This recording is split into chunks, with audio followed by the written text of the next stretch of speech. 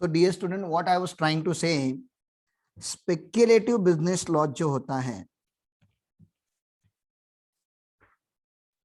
speculative business loss can be set off only against speculative business income. Speculative business loss can be set off only against speculative business income, and if you are not able to set off, you can carry forward such losses for maximum period of 4 years. Okay, so that's the one thing that you need to understand about speculative business. Another thing, I was comparing this with a normal business loss. A normal business loss or trading loss, a normal business loss can be set off against any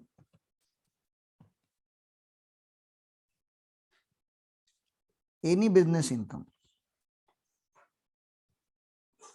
and sometime it can go to the any other head also, but not salary. Salary छोड़ के आप किसी और head के सामने भी इसको set off कर सकते हो. But if you are not able to set off, then you can carry forward it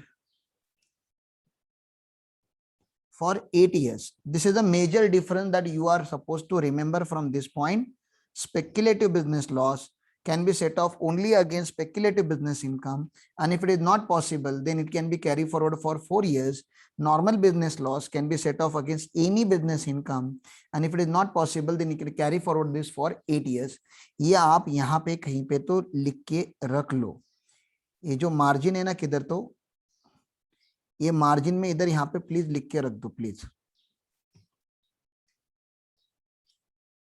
write down this in this margin. यहाँ पे आप बॉक्स बना के एक लिख दो ये point. Everyone please.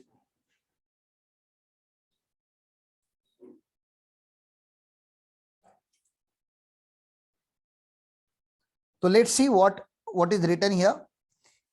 Speculative business means a transaction in which contract for purchase and sale of any commodity, including stocks and shares, is periodically or ultimately settled otherwise than actual delivery. तो actual delivery नहीं होता, ऐसे transactions को हम speculative बोलते हैं. ये shares का भी हो सकता है.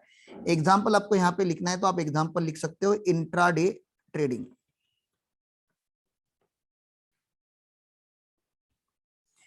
फिर उन्होंने कुछ बोल के रखा है कि कुछ ट्रांजैक्शंस को हम स्पेकुलेटिव नहीं मानेंगे, वो हेजिंग कॉन्ट्रैक्ट होते हैं, फॉरवर्ड कॉन्ट्रैक्ट होते हैं, trading of derivative through recognised stock exchange, trading of commodity derivative through recognised stock exchange in which it is chargeable to commodity transaction tax.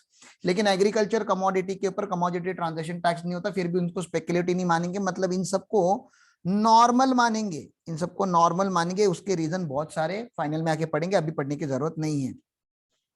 बहुत ही इंपॉर्टेंट बात क्या है यहाँ पे, स्पेकुलेटिव बिजनेस को अलग से बिजनेस माना जाता है और उसको डिस्टिंक्ट बिजनेस करके हमने उसको समझ के रखा है, क्योंकि उसका लॉजिक मैंने बता दिया. Set of and carry forward के चैप्टर में उसका लॉजिक है that speculative business loss can be set of and carry forward for 4 years and it can be set of only against business speculative business income.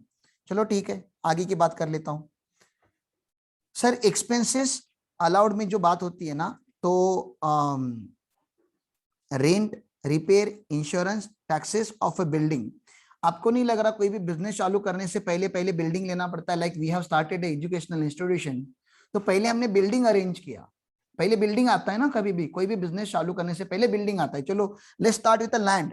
सबसे पहले तो land आना चाहिए, लेकिन लैंड लेने की कैपेसिटी होती है क्या स्टार्टिंग में किसी भी एंटरप्रेन्योर की? नो, लैंड परचेस करने की हमारी कैपेसिटी नहीं होती, और लैंड वैसे भी डेप्रिशिएबल एसेट वगैरह नहीं है. हाँ, तो हम क्या करते हैं सर, हम क्या करते हैं, किसी का बिल्डिंग हम रेंट पे ले लेते हैं. लेकिन जो बिल्डिंग जिस तरीके से हमें मिलता है, आपको जैसे क्लासरूम आपने बेटा कभी भी अपने क्लासरूम में अगर आपने अटेंड किया हुआ है, जो बिल्डिंग हमें भी मिली थी, ये भी जो जिस बिल्डिंग में अभी बैठ के मैं लेक्चर ले रहा हूँ, this building was given to us only as a building. Classroom बना के थोड़ी ना क्या दिया था. Then we have spend a very good amount of money, more than 6.5 lakh rupees I believe, to make it is as a classroom. तो building को repair किया जाता है ना यार. हेलो, यस, बिल्डिंग को रिपेयर किया जाता है. बिल्डिंग का इंश्योरेंस, अभी आपको पता है इंश्योरेंस लेना कितना इंपॉर्टेंट है. आपका भी एरिया फ्लड अफेक्टेड था, मेरा भी एरिया फ्लड अफेक्टेड था. जो फ्लड प्रोन एरिया होते हैं, जहाँ पे अर्थक्वेक आता है, वहां पे इंश्योरेंस भी लिया जाता है बिल्डिंग का. तो इंश्योरेंस भी करना पड़ेगा, तो रेंट भी देना पड़ेगा, इंश्योरेंस भी करना पड़ेगा, कभी कभी रिपेयर भी करना पड़ेगा, तो रेंट, रिपेयर, इंश्योरेंस, ये तो 3 हो गए। और बिल्डिंग के ऊपर टैक्स भी तो लगता है। हेलो, बिजनेस बिल्डिंग हो, पर्सनल बिल्डिंग हो, टैक्स तो लगता ही है ना, म्युनिसिपल टैक्स। यस। तो ये 4 एक्सपेंसेस जो होते हैं बिल्डिंग के related, rent, repair, insurance and taxes of a building, इसका डिडक्शन मिलता है सेक्शन 30 में। सेक्शन 30 में इसका डिडक्शन मिलता है। अब टैक्सेस जो होते हैं ना, टैक्सेस, ये जो यहाँ पे एरो है, इस एरो को, ये टैक्स को सर्कल करके इसको कनेक्ट करो। ये एरो जरा आगे चला गया है प्रिंटिंग में, टैक्सेस के ऊपर ये एरो लिखा गया है। आपको नहीं लग रहा टैक्स का डिडक्शन तभी मिलता है हाउस प्रॉपर्टी हेड में जब पे होता है? बोलो ना। सैलरी हेड में भी आपने पढ़ा होगा, प्रोफेशन टैक्स का डिडक्शन तब मिलता है जब पेड होता है। एम आई राइट? जब पे करते हैं, हाँ जब यस। पे, एक्चुअल पे करते हैं। तो वैसे हाउस प्रॉपर्टी हेड में म्युनिसिपल टैक्स अगर आउटस्टैंडिंग होगा तो डिडक्शन मिलेगा क्या? नहीं। नहीं, इसको एक्चुअली पेड करना है तभी डिडक्शन मिलेगा। वही मैं पीजीबीपी चैप्टर में भी सेम बता रहा हूं कि यार जो टैक्सेस होते हैं ना, टैक्सेस, उनको आपको एक्चुअली पे करना पड़ेगा, एक्चुअली आपको पेड करना पड़ेगा, तभी आपको डिडक्शन मिलेगा, नहीं तो डिडक्शन नहीं मिलेगा। लेकिन ये एक्चुअली पेड जो लिखा है ना, ये हमारे सेक्शन 30 में नहीं लिखा हुआ है। 30 सिंपल बोलता है म्युनिसिपल टैक्सेस है ना, तो आपको डिडक्शन मिल जाएगा। एक सेक्शन है 43B करके, उस सेक्शन में लिखा हुआ है कि कुछ ऐसे एक्सपेंसेस है जिनका डिडक्शन आपको पेमेंट बेसिस पे मिलेगा। क्योंकि बिजनेस हेड में आपको पता है, बाकी जब आप प्रॉफिट एंड लॉस अकाउंट बनाते हो तो अक्रूवल बेसिस पे बनाते हो ना। बोलो। Yes. When you prepare profit and loss account, you are preparing profit and loss account by using mercantile system of accounting और accrual system of accounting। इसका ये मतलब है कि सैलरी अगर आउटस्टैंडिंग भी होगा तभी भी डिडक्शन मिलता है, रेंट अगर आउटस्टैंडिंग होगा तभी भी डिडक्शन मिलता है, इंश्योरेंस अगर आउटस्टैंडिंग होगा तभी भी डिडक्शन मिलता है, क्योंकि आज नहीं तो कल आप इसको भर दोगे। हमें तो डिडक्शन अक्रूवल बेसिस पे देना होता है। Are you getting this? Yes. Yes. तो बाकी सारे डिडक्शन तो आप अक्रूवल बेसिस पे क्लेम कर लो, हमें कोई प्रॉब्लम नहीं है सर। लेकिन जो गवर्नमेंट के एंगल से कुछ इंपॉर्टेंट एक्सपेंसेस होते हैं उनको हमने पेमेंट बेसिस पे दिया हुआ है। We wanted to give you deduction but only on payment basis, not on accrual basis. This is what you need to understand of few expenditure and those few expenditures are listed down in section 43B। ठीक है, तो एक एक 43B का item cover होते जाएगा। यहाँ पे टैक्स का जो आइटम था ये कवर हो गया, तो ये टैक्स को यहाँ पे कनेक्ट करना है इस सेक्शन के साथ। चलो सर आगे जाता हूं।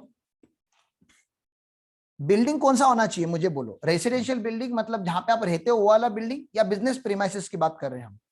ये एक्सपेंसेस अलाउड जब, यस बिल्कुल सर, ये बिल्डिंग जो है ना, it has to be used for business और प्रोफेशन, तो डिडक्शन अलाउड हो जाएगा। If you are using it for any other purpose then deduction will not be allowed. Sir repair 2 type के होते हैं, रिपेयर 2 टाइप के होते हैं। अगर आपने बचपन में अकाउंटिंग अच्छे से पढ़ा है 11th स्टैंडर्ड में, तो आपको पता होगा रिपेयर 2 टाइप के होते हैं। एक होता है करंट रिपेयर और एक होता है capital repair. Capital expenditure and revenue expenditure. Profit and loss account में जो डेबिट होने वाला है या जिसका डिडक्शन मिलने वाला है वो तो रेवेन्यू एक्सपेंडिचर होगा ना? जल्दी बोलो। छोटा मोटा रिपेयर, पेंटिंग करा लिया, इलेक्ट्रिकल का काम करा लिया, प्लम्बिंग का काम करा लिया, तो रेवेन्यू रिपेयर हो गया। मैंने टाइल्स ही चेंज किए तो, पूरे टाइल्स फोड़ के नए टाइल्स लगा दिए तो कैपिटल एक्सपेंडिचर। Capital expenditure. अब कैपिटल एक्सपेंडिचर का डिडक्शन तो वन शॉट मिलना है नहीं, क्योंकि उसका जो बेनिफिट है वो लॉन्ग टर्म में मिलेगा ना मुझे। हाँ। तो इसका डिडक्शन नहीं मिलता आपको। सर डिडक्शन नहीं मिलता लेकिन खर्चा तो किया मैंने। हाँ हाँ, आपने कैपिटल एक्सपेंडिचर किया है तो आप इसको कैपिटलाइज करो to the cost of the asset, और इसके ऊपर बाद में डेप्रिसिएशन क्लेम कर लेना। अभी आप इसको ज्यादा सोचो मत, ठीक है ना। इसको आपको अभी डिडक्शन नहीं मिलेगा, आपको डेप्रिसिएशन के फॉर्म में 8-10 साल के ऊपर इसका डिडक्शन मिलेगा, क्योंकि आप बेनिफिट भी 8-10 साल इसका उठाने वाले हो। तो यहाँ पे ये बात की गई है। फिर उसके आगे एक सेक्शन है, वो सेक्शन का नाम है repairs, insurance of plant and machinery and furniture. Sir ये एक नाम है। तो यहाँ पे 2 ही डिडक्शन है, repair and insurance of plant, machinery and furniture. आपको नहीं लग रहा अभी बिल्डिंग आ गया, तो अगर हमें बिजनेस रन करना है तो खाली बिल्डिंग लगा के मतलब नहीं है। बिल्डिंग के बाद क्या आ जाना चाहिए? जल्दी बोलो। बिल्डिंग आ गया, जैसे मेरा भी एक क्लासरूम है 2 फ्लोर का, यहाँ पे क्लासरूम आ गया। अभी अभी क्या आना चाहिए इसके अंदर? अभी क्या परचेस करोगे आप? बिजनेस करने वाले हो। फर्नीचर। एक केबिन बनाओगे, ऑफिस बनाओगे, यहाँ पे एक रूम का ऑफिस बनाओगे, ऑफिस में टेबल आएगा, चेयर आएगा, सब कुछ आएगा, फर्नीचर आ जाएगा मतलब। और ये अगर आपका फैक्ट्री वगैरह है तो यहाँ पे प्लांट एंड मशीनरी लगाना चालू कर दोगे ना। ऑफिस होगा तो एयर कंडीशन वगैरह लगाओगे, मतलब प्लांट एंड मशीनरी आ जाएगा ना, तो plant and machinery and furniture आएगा। ठीक है, तो प्लांट एंड मशीनरी और फर्नीचर अगर आएगा तो प्लांट एंड मशीनरी फर्नीचर को रिपेयर की जरूरत पड़ेगी कभी ना कभी बिजनेस में, बोलो। Yes. और अगर आप बिल्डिंग का इंश्योरेंस लेते हो तो प्लांट एंड मशीनरी और फर्नीचर का भी इंश्योरेंस लेना है, क्योंकि फ्लड आएगा तो ऐसे नहीं कि खाली बिल्डिंग ही खराब करेगा, प्लांट एंड मशीनरी फर्नीचर भी तो खराब कर सकता है ना, तो इसका इंश्योरेंस होना चाहिए। तो रिपेयर एंड इंश्योरेंस का सेक्शन 31 में डिडक्शन मिलता है। लेकिन सर ये जो प्लांट एंड मशीनरी फर्नीचर की बात हो रही है ये बिजनेस में यूज होगा तो ही डिडक्शन देंगे, अगर ये बिजनेस में यूज नहीं होता होगा तो उसका डिडक्शन नहीं देंगे। यूज फॉर बिजनेस और प्रोफेशन तो deduction allowed, use for any other purpose तो डिडक्शन नॉट अलाउड। ठीक है ना। और रिपेयर भी यहाँ पे भी दो टाइप के रिपेयर होंगे सर, अगर रेवेन्यू रिपेयर होगा तो डिडक्शन दे देंगे, रेवेन्यू रिपेयर होगा तो करंट रिपेयर होगा तो डिडक्शन दे देंगे, कैपिटल रिपेयर होगा तो डिडक्शन नहीं देंगे, आपको कैपिटलाइज करके बाद में डेप्रिसिएशन दे देंगे। मुझे बताओ कभी कभी कोई कोई प्लांट एंड मशीनरी मेरी खुद की ओनरशिप की नहीं रहती तो मैं रेंट पे लेकर आता हूं ना, कोई कोई हाँ। प्लांट एंड हाँ। मशीनरी हमारी खुद की नहीं है तो हम रेंट पे लेकर आएंगे, हम अगर रेंट पे लेकर आएंगे तो रेंट का भी तो डिडक्शन मिलना चाहिए। Yes. लेकिन सेक्शन के हेडिंग में देखो ना इन्होंने क्या लिखा है यहाँ पे, सेक्शन के हेडिंग में कौन से वर्ड की, बिल्डिंग की जब बात कर रहा था तो rent repair insurance and taxes 4 थे। ठीक है ना, यहाँ पे खाली रिपेयर एंड इंश्योरेंस बोला है, तो सेक्शन 31 में रेंट का डिडक्शन मिलेगा क्या, ये मैं पूछ रहा हूं आप लोगों से।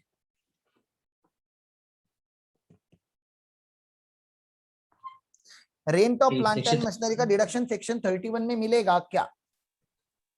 नहीं नहीं नहीं। जब लिखा नहीं नहीं है तो मिलेगा। नहीं मिलेगा, लेकिन डिडक्शन मिलना चाहिए क्या, बिजनेस एक्सपेंडिचर तो है ना, आपके पास एक मशीनरी नहीं थी आपने रेंट पे लेकर आए तो डिडक्शन तो मिलना चाहिए, it looks like a business expenditure, do you agree? Yes. Yes, तो गेस कर सकते हो क्या, अगर इस सेक्शन ने नहीं दिया तो कोई तो एक ऐसा सेक्शन होगा इनकम टैक्स में जो इसका डिडक्शन दे सकता है, हाँ। कौन सा? इसमें नहीं तो जनरल में ना। अभी मैंने आपको बताया था ना एक ऐसा सेक्शन है जो बहुत दिखने के लिए तो क्यूट है लेकिन उसमें सारे डिडक्शन कवर हो जाते हैं। General deduction. General deduction section 37(1), section 37(1) general deduction में रेंट का डिडक्शन आपको मिल जाएगा। देखो मैंने यहाँ पे नोट में लिख के रख दिया है ये बात। बोलो आपको जितना मैंने बोला उतना क्लियर है?